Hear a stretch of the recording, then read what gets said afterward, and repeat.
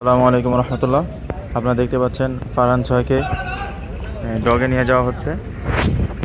এতক্ষণ ঘাটে ছিল নির্দেশনা পাওয়ার জন্য, কিন্তু উপর থেকে নির্দেশনা না পাওয়ার কারণে ফারহান ছয়কে ডগে নিয়ে যাওয়া হচ্ছে। আর এখানে ফারহান ছয়ের প্রচুর যাত্রী দাঁড়িয়ে আছে এবং কি বাহিরেও অনেক যাত্রী দাঁড়িয়ে আছে। বৃষ্টির কারণে তারা ভিতরে প্রবেশ করেনি। আর এখানে অনেকেই বৃষ্টিকে উপেক্ষা করেও গন্তব্যস্থানে যাওয়ার জন্য ঘাটে ভিড় করেছে।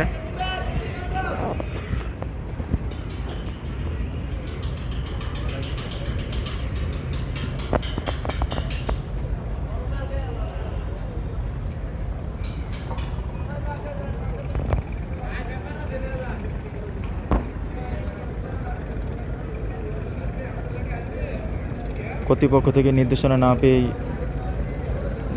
ডগের উদ্দেশ্যে রওনা দিচ্ছে এমডি ফারহান ছয় লঞ্চটি। আবহাওয়া ভালো হলে ইনশাল্লাহ পরবর্তী যে লঞ্চগুলো আছে ছেড়ে যাবে, আর আবহাওয়া খারাপ থাকলে আর কোনো লঞ্চ ছাড়া হবে না।